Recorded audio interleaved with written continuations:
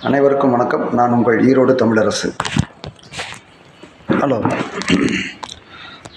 இன்றைக்கி பார்த்தீங்கன்னா நம்ம உள்ளாட்சியில் நல்லாட்சி நடத்திய நல்லாட்சி நாயகர் நம் மாண்புமிகு தமிழ்நாடு முதலமைச்சர் அண்ணன் தளபதியார் அவர்கள் பார்த்திங்கன்னா இன்றைக்கி உள்ளாட்சியில் இருக்கக்கூடிய உள்ளாட்சி மன்றங்களில் எப்படி கவுன்சிலர்லாம் மக்களால் தேர்ந்தெடுக்கப்பட்டு இன்றைக்கு அனைத்து இடங்களிலும் தமிழ்நாடு பூரா பார்த்திங்கன்னா அது மாநகராட்சியாக இருக்கட்டும், நகராட்சியாக இருக்கட்டும், அல்லது பேரூராட்சியாக இருக்கட்டும், அல்லது கிராம பஞ்சாயத்தாக இருக்கட்டும், அத்தனை இடங்களிலும் இன்றைக்கு மிகச் சிறப்பாக நம்முடைய உள்ளாட்சி பிரதிநிதிகள் அனைவரும் சிறப்பாக பணியாற்றுகிறார்கள்.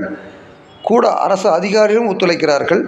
ஆக இந்த சூழ்நிலை தினந்தோறும் கவுன்சிலர்லாம் பார்த்திங்கன்னா எல்லா இடங்களிலும் தூங்கி எழுந்திரிச்சா அவங்க பார்த்திங்கன்னா அந்த துப்புரவு பணியாளர்கள் கூடவே இருந்து அவங்களோட பயணித்து அங்கே இருக்கக்கூடிய சாக்கடைகளை சுத்தம் செய்வதும் போது கூட இருந்து நல்லா பார்க்குறாங்க. தெருக்களில் ஏதோ குப்பைகள் கிடந்தாலும் அதையும் கொஞ்சம் சுத்தம் பண்ணுறாங்க. அந்த துப்புரவு தொழிலாளிகளுக்கு கூட இருந்து அவங்களுக்கு ஊக்குவிக்கிற வகையில் அவங்க கூடவே இருந்தெல்லாம் பண்ணுறாங்க. சரி, எப்படி இந்த துப்புரவு தொழிலாளிகளுக்கும் அளவு நம்மளோட கவுன்சிலர்லாம் எவ்வளோ ஆதரவு கொடுக்குறாங்க, இல்லை பண்ணுறாங்க. சரி, இந்த நேரடியாக அதாவது தேர்தல் மூலமாக நின்று உள்ளாட்சியில் நின்று கவுன்சிலர் ஆனாங்க. அப்போது இவங்களுக்கு ஒரு பிரதிநிதித்துவம் கிடைக்குது. அப்போ மாற்றுத்திறனாளிகள்னு அவங்க ஒரு கோரிக்கை வச்சாங்க. நம்மளுடைய தாயுள்ளம் கொண்ட முதல்வர் அன்பு தலைவர் தளபதியார் அவர் இடத்துல, ஐயா எங்களுக்கு ஏதாவது நாங்கள் மாற்றுத்திறனாளிகள் எங்களுக்கு நீங்கள் சமூகத்திலேயே எங்களுக்கு ஒரு பெரிதாக ஒன்றும் இல்லை, ஒரு அரசு பதவிகள்லையோ அல்லது இந்த மாதிரி இருக்கிற இடத்துல எங்களுக்கு ஒரு பிரதிநிதித்துவம் இல்லைங்கும் போது தான் அப்போ தான் அவர் சரி இவர்களுக்கு ஏதாவது ஒன்று செய்யணுங்கிற மூலமாக தான் கிட்டத்தட்ட தமிழ்நாட்டில் பார்த்திங்கன்னா 13,988 மாற்றுத்திறனாளிகளை அவர்கள் எந்தெந்த இடத்துல இருக்கிறாங்களோ அங்கெல்லாம் ஒரு உத்தரவினை போட்டு அவர்களும் எப்படி ஒரு கவுன்சிலருக்கு என்னென்ன அவங்களுக்கு என்னென்ன அந்த உரிமைகள் அந்த இது இருக்கோ அதே மாதிரி அவங்களுக்கும் அந்த கூட்ட மன்றத்தில் கலந்துக்கலாம். அவர்களுக்கு என்ன சலுகைகளுக்கோ அதுவும் இருக்கும். இது எதற்காகனா ஒரு மாற்றுத்திறனா ஒரு அலுவலகத்தை போய் ஒரு கையெழுத்து வாங்குறக்கோ அல்லது ஏதாவது ஒரு சர்டிஃபிகேட் வாங்குறக்கோ ஒரு கவுன்சிலரோ மற்ற அதிகாரிகளை தேடி போகணும். ஆனால் இன்றைக்கு அவங்களோட தேவைகளை அந்த மாற்றுத்திறனாளிகள் அவங்களே அதை அவங்க பூர்த்தி பண்ணிக்கலாம்.